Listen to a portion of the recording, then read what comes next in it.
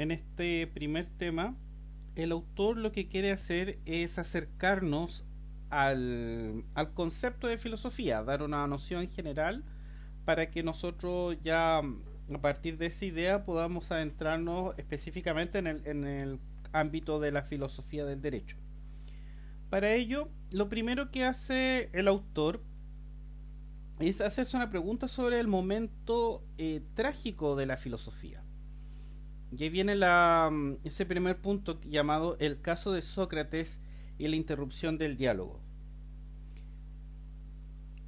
Agustín Esquella se pregunta, bueno, si hay que detectar un momento en que la filosofía hace crisis, ¿cuál será? Y él dice que existen dos momentos, o dos posibilidades, dos hitos. Uno es la muerte de Sócrates, justo cuando comienza la filosofía. Y el otro es la interrupción del diálogo.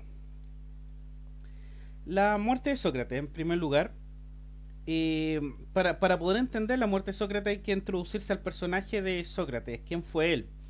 Fue un filósofo griego que vivió hace casi 2500 años en la ciudad de Atenas.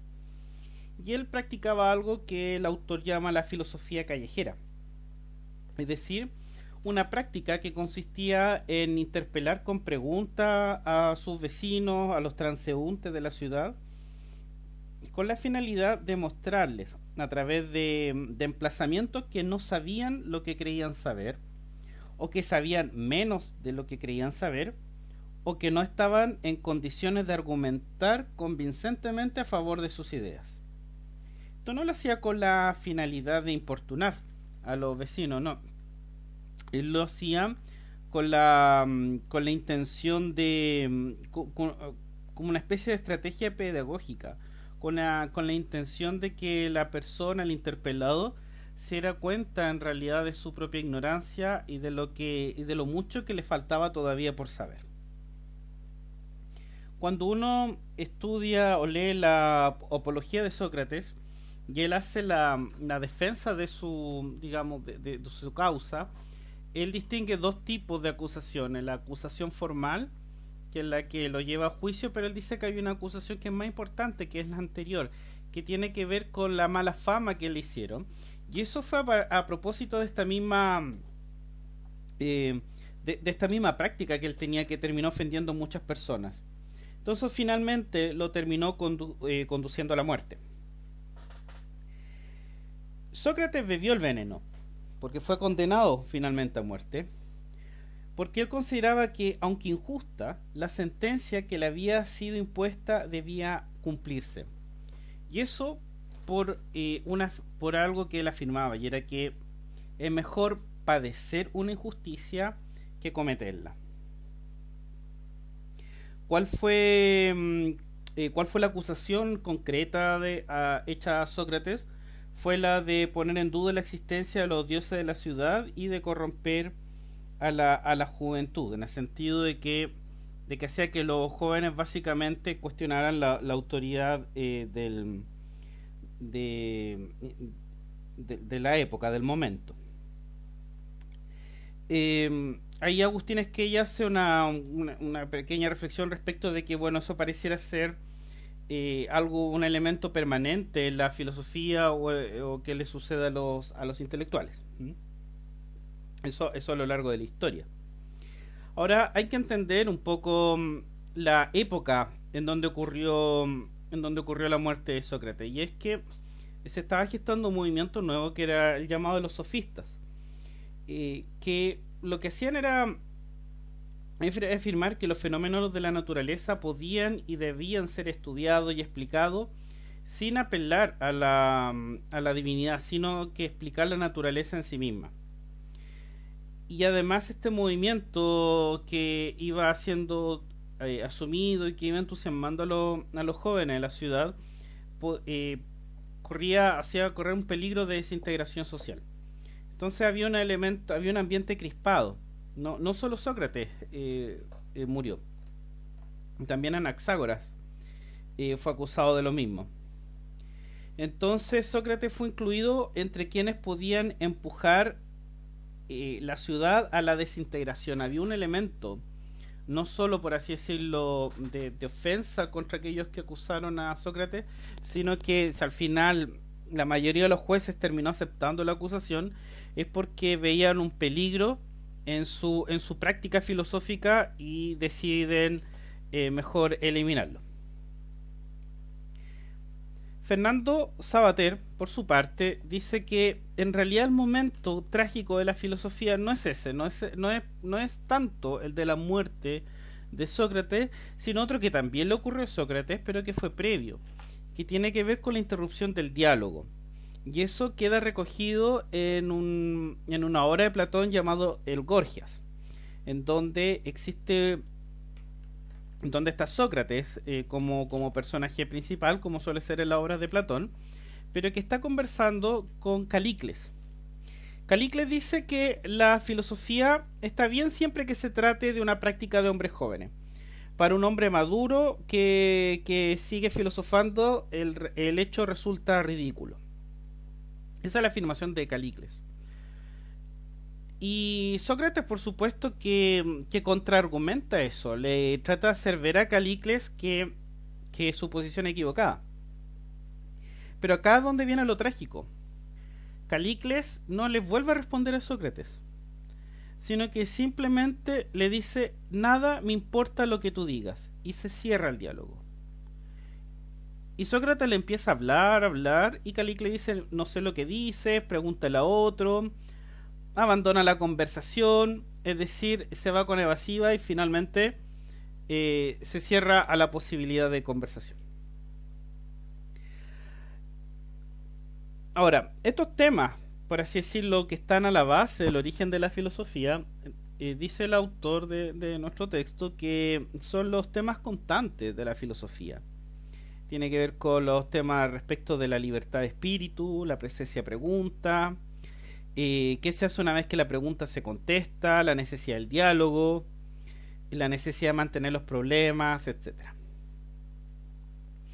Esto como introducción, digamos. Después ya él aborda, en esta segunda parte ya él aborda definitivamente más decididamente la pregunta respecto de qué es la filosofía. Y él, y donde digamos que es el objeto de este video por lo demás. Cuando Agustín Esquella se pregunta qué es la filosofía, lo primero que hace es decir, bueno, la filosofía, cuando nosotros nos preguntamos acerca de filosofía, no debemos, no debiéramos sentir vergüenza, en realidad, porque eso es, en realidad la pregunta acerca de qué es la filosofía es una pregunta que incluso le da vuelta a los propios filósofos. O sea, la pregunta ¿qué es la filosofía? Lejos de ser una pregunta de ignorantes de la filosofía, es una pregunta de primer orden para los filósofos mismos. Es una de las preocupaciones principales de los filósofos. Él ocupa el concepto de metafilosofía, eso quiere decir una especie de filosofía sobre la filosofía. Incluso, bueno, hay pone algunas voces críticas respecto a esta práctica filosófica de preguntarse acerca de la filosofía. Dice, citando a Richard Rorty, dice que es tan fuerte el énfasis que los filósofos ponen en esta cuestión que hacen que la filosofía se vuelva finalmente misteriosa y oscura. Pero finalmente lo que apunta Agustín Esquella es como a que no nos pongamos tímidos, que no tengamos vergüenza, no nos inhibamos ante el hecho de no saber de qué se trata la filosofía. No tendremos por qué saberlo, y de hecho ni siquiera los propios filósofos parecen saberlo. Ahora, bueno, ¿cómo responder esta pregunta entonces? ¿Cómo le damos respuesta a la pregunta acerca de qué es la filosofía? Él dice, una forma de responder esa pregunta es revisando, bueno, qué respuesta han dado los filósofos. Y prestando atención a todos al conjunto de respuestas dispares que se han dado. Él nombra varios filósofos, pero si nos centramos en dos, a los que el desarrollo con mayor extensión, tenemos por una parte a Isaiah Berlin, que él dice que él responde la pregunta ¿qué es la filosofía? Diciendo que lo que hay que hacer es determinar cuáles son las preguntas para cuya respuesta se hace filosofía. Es decir,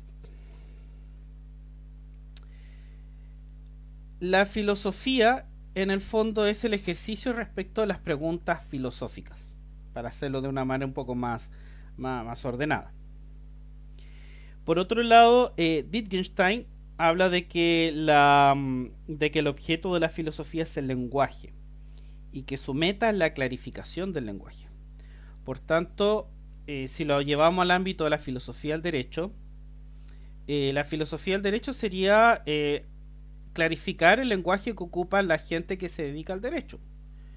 Y por tanto, en la filosofía del derecho nosotros nos preocupamos del concepto de derecho, del concepto de justicia.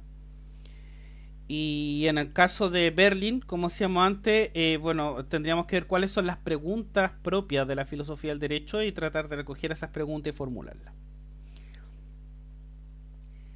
Al fin y al cabo, existe una multitud de respuestas a esta pregunta, pero no es posible consensuar esa respuesta.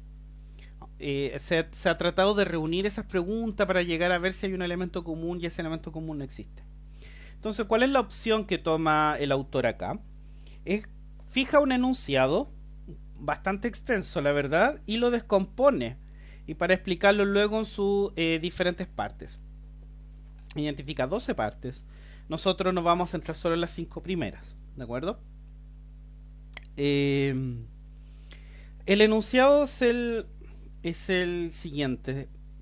Dice: filosofía es una actividad humana, intelectual, reflexiva y crítica que realiza una clase especial de personas, los filósofos, cuyo inicio bajo ese nombre aconteció hace 2 milenios y medio en Grecia y cuyo origen se encuentra en el asombro, vinculada también desde antiguo a la idea de viaje, problemática en cuanto a su objeto, métodos y criterios de validación de sus proposiciones, sustentada en el lenguaje y que a la vez contribuye a la clarificación de éste, especialmente en el caso de palabras que por alguna razón consideramos importantes, que da lugar a reacciones tan intensas como contrapuestas de parte de las personas que no se dedican a ella, y que por último reconoce un cierto parentesco con otras actividades humanas, tales como el arte y en particular la literatura, aunque también con la ciencia, con la religión y con las ideologías políticas.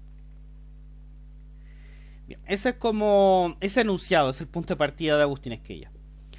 En primer lugar, detengámonos en los tres primeros puntos, es decir, que la filosofía es una actividad humana, que es una actividad intelectual y que es una actividad reflexiva.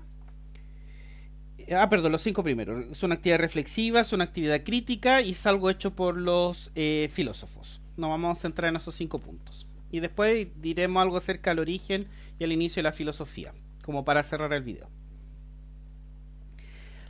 Primer punto, la filosofía es una actividad humana.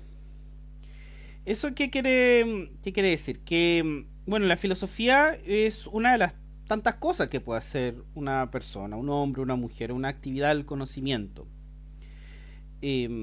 Entonces, hay que preguntarse, bueno, ¿qué conocimiento en específico está persiguiendo la filosofía? Y él apela a una tradición muy antigua, la filosofía, en que habla que el conocimiento filosófico busca acerca del ser, del conocer y del correcto actuar. Y que de ahí se separan las 3 grandes áreas de la filosofía, que son la ontología, que se preocupa acerca de lo que todas las cosas tienen en común. Segundo, la gnoseología o teoría del conocimiento, que procura saber acerca de cómo y con cuáles límites es posible el conocimiento de las cosas. Y finalmente, como tercer área, la ética, que intenta saber qué es el bien y qué debemos hacer para realizarlo. Entonces, si entendemos la filosofía como estas grandes áreas, habría que preguntarse, bueno, esas 3 áreas, ¿cómo se aplican a la filosofía del derecho?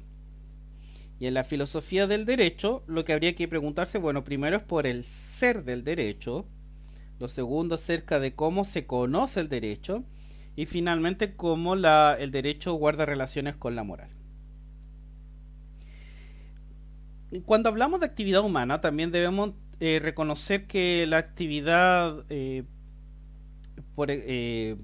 por antonomasia del hombre es la cultura, el desarrollo de cultura. Y en ese sentido, tanto el derecho, la filosofía y la filosofía del derecho en consecuencia forman parte de lo que en un sentido amplio lo que podríamos llamar cultura. Entonces la filosofía es parte de la cultura, el derecho es parte de la cultura y por cierto que la filosofía es el derecho. En un segundo punto, respecto de la filosofía como actividad intelectual.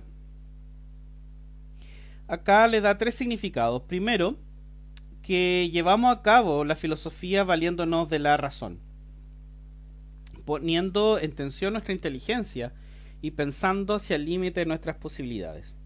Lo segundo que significa es que lo propio de la filosofía y de los filósofos es dar razones y además atender a las razones de quienes le contestan.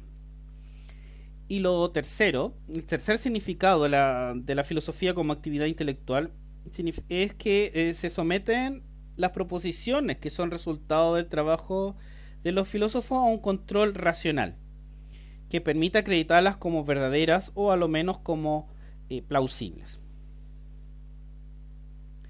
¿Qué quiere decir en tercer punto, en tercer momento, que la filosofía es una actividad reflexiva? Significa en primer lugar que piensa detenidamente las cosas, que se aleja de un actuar precipitado, que examina las cosas. No pasa por delante de los hechos, sino que se detiene en ellos. Pero en segundo lugar, y acá se amplía un poco más, que la filosofía es una actividad reflexiva, significa que es un razonamiento sobre el razonamiento. Dicho de otra manera, hay una reflexividad en la filosofía que tiene que ver, por una parte, con la capacidad de hacerse preguntas a nivel general, a nivel racional, por cierto, y lo segundo, hace un ejercicio, el razonamiento de ordenar estas preguntas y las eventuales respuestas que salgan. O sea, un pensamiento ordenado, es sistémico. Ese es el concepto que se utiliza. Citando en este caso a Robert Alexy, diríamos que la filosofía es la reflexión general y sistemática sobre lo que existe, lo que debe hacerse o es bueno, y sobre cómo es posible el conocimiento acerca de ambas cosas. Una consecuencia de esto, una primera consecuencia de esto, es que la filosofía antagoniza con lo que se llama el sentido común o con la complacencia en lo obvio. Se evita celebrar el lugar común, es decir, la opinión general, básicamente, como lo único que podemos decir acerca de la realidad. Y una segunda consecuencia de esta dimensión reflexiva es que el filósofo debe luchar contra toda forma de embotamiento intelectual, es decir, de torpeza, de hipnosis intelectual, como de quedarse dormido en el pensamiento. ¿Y qué cosas producen el embotamiento intelectual? Él menciona 4 principalmente. La primera es el espíritu gregario de partido, es decir, donde uno deja de pensar por sí mismo y asume el pensamiento del colectivo que lo rodea. Lo segundo es la llamada intolerancia mesiánica, es decir, que uno rechaza las creencias y puntos de vista ajenos por creerse dueño de la verdad. Lo tercero es la pereza escéptica, es donde uno cree que nada es digno de movilizar la propia voluntad y uno permanece inerte. Y finalmente el conformismo, que tiene que ver con seguir la corriente. Ese conformismo puede ser tradicional o revolucionario, o sea, es decir, si todos quieren hacer la revolución, bueno, me sumo. Y si todos quieren mantenerse en una postura conservadora, también me sumo. No tienen que ser necesariamente, no se identifica con una posición política o con otra. Puede darse en cualquiera. Puede darse este vicio del pensamiento. Ahí hace una interesante extensión respecto a reflexiones sobre el escepticismo, que nosotros ahora no vamos a entrar en ella, pero si desean leerlo en particular, un comentario respecto de Bobbio y de Scott Fitzgerald al respecto del de que hay un escepticismo bueno y un escepticismo malo. Ya, si tienen acceso al texto, denle un vistazo a eso. Seguimos todavía, por si acaso, en el tercer punto, de que la filosofía es una actividad reflexiva. Y acá la acabamos con un tercer alcance, y que significa que ella supone el diálogo, como habíamos dicho hace un ratito respecto a Sócrates y Calicles. Entonces, entonces la filosofía debe mantener el diálogo vivo en lo público, debe colaborar a mantener la conversación sin querer, digamos, dominarla ni conducirla necesariamente, sino que la conversación existe. Y hay un concepto muy interesante que lo ocupa, que es el de la tolerancia activa, que significa que uno se acerca a quien vive o piensa de manera diferente. Y ahí esa es la diferencia de una tolerancia simplemente pasiva, donde tú simplemente te resignas a que hay una opinión ajena. En la tolerancia activa no. Tú no solamente no es que te resignes a que haya gente que piense distinto a ti, sino que tú te acercas a aquellas personas que piensan distinto a ti, no con el afán de convencerlos, sino de entenderlos, e incluso de dejarte convencer si es que resultan razonables su posicionamiento. Un cuarto alcance respecto de lo que es la filosofía, señala él que la filosofía es crítica. Y eso principalmente significa, o es crítica por su capacidad de problematizar. Es decir, ¿qué significa problematizar? Identificar problemas para advertirlos donde pareciera no haberlo. Es decir, de repente no pudiéramos no darnos cuenta de que existe algo problemático. Por ejemplo, pensemos 2 siglos atrás, a la gente le parecía absolutamente normal quizás que existiera la esclavitud y nadie se hacía la pregunta respecto de ella. No era un problema. Entonces un filósofo lo que hace es decir, oye, presta atención, es problemático que exista esclavitud. Ya. Entonces identifica el problema, aunque nadie se dé cuenta que existe el problema, y lo trata de poner en evidencia. Pero no para resolver el problema necesariamente, o sea, no para que se disuelva, porque eso se podría, porque evidentemente hay problemas que a gente le incomoda y trata de eliminarlo, de tapar el problema, sino que en el fondo es que ese problema sea sometido a un análisis crítico. Y finalmente, en el quinto punto, insisto, es que ella habla de 12 puntos, pero esto es el que nosotros vamos a resolver hoy día.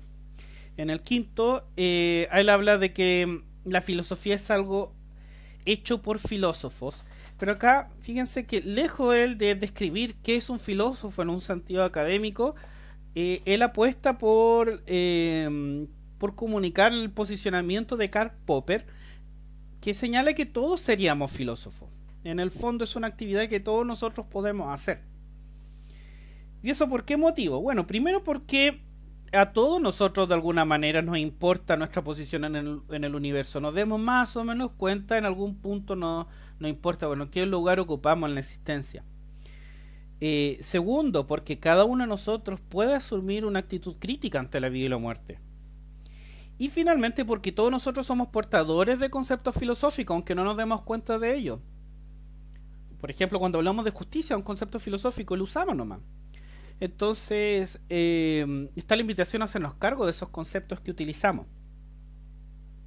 Y por eso lleva también a Popper también hace una crítica respecto de la actividad excesivamente academicista que a veces ocurre respecto a la filosofía. La filosofía encerra las facultades de filosofía.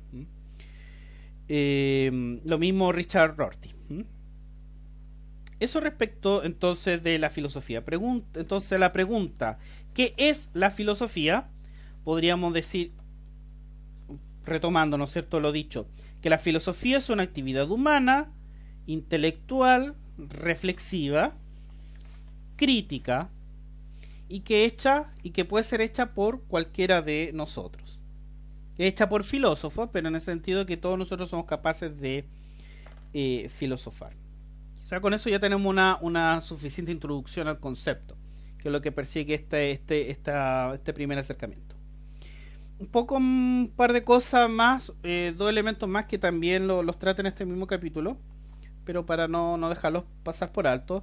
Un acercamiento histórico respecto del inicio de la filosofía. Acá es que ella distingue entre inicio de la filosofía, que es un elemento histórico geográfico, que es distinto al origen de la filosofía, que tiene que ver con la actitud personal para iniciarse en filosofía.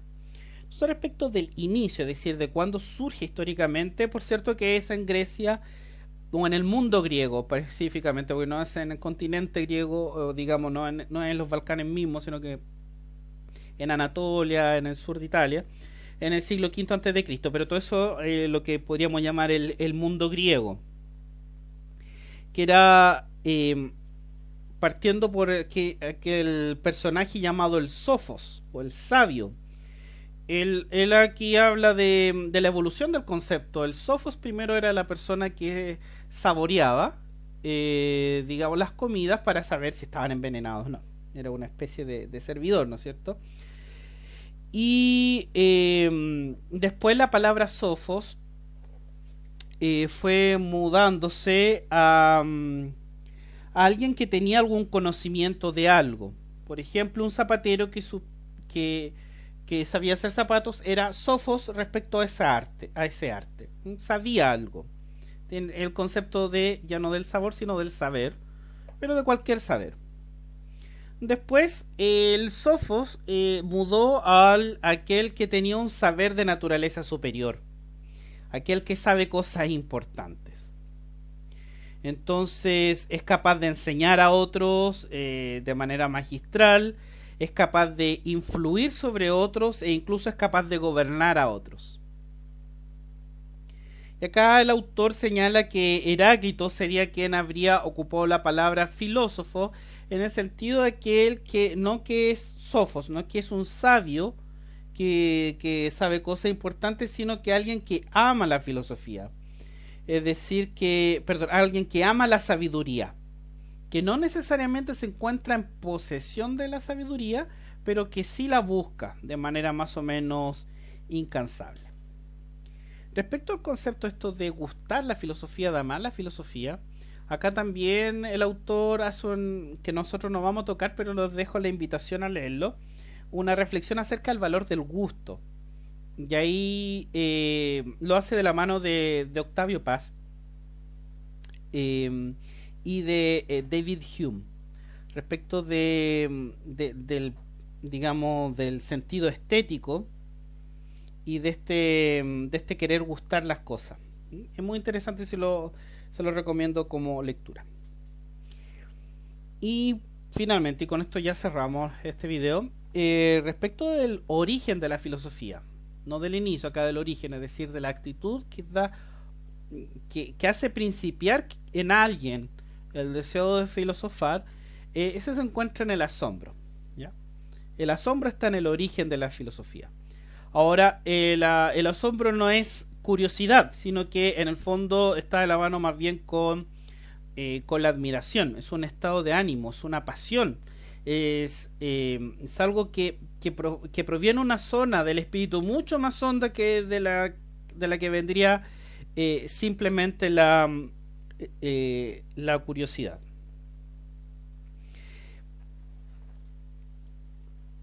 Con eso estamos por cerrado, entonces creo que al menos ya no tenemos una idea general. Les nombro los elementos que faltan. Por cierto que esto del asombro también lo extiende, digamos, se explica en un par de lo explica en un par de páginas más el autor. Yo estoy haciendo un resumen muy somero. Interesante también como la noción de la idea de viaje asociada a la filosofía como un elemento problemático, la filosofía en su relación con el lenguaje también, ahí se extiende bastante. La filosofía da lugar a reacciones intensas y contrapuestas de parte de quienes no son filósofos. y finalmente termina concluyendo con que la filosofía tiene parentesco con otras actividades humanas. Terminado ese acercamiento al concepto, el autor se hace una pregunta respecto de si la filosofía ha muerto, si la filosofía progresa o si la filosofía se encuentra en crisis. ¿De acuerdo? Y él ahí desarrolla más bien las dos hipótesis acerca de la muerte. Lo menciona, pero de la descarta. De hecho, critica esa posición. Y él entiende que la filosofía hay una especie de progreso en la filosofía, y ahí se basa de Rorty en un autor, creo que norteamericano, no estoy seguro ahora, respecto de cómo en ese progreso de la filosofía se ha ido cada vez más vinculando a la literatura. Y respecto de la crisis de la filosofía, ahí hace un análisis, es bastante analítico y se va de la mano con el filósofo Mario Bunge. Él es un filósofo argentino que me parece que falleció hace un par de años nada más, en donde Mario Bunge hace un diagnóstico súper certero respecto de la crisis que pudiera haber en la filosofía y qué es lo que hace falta para reconstruirla.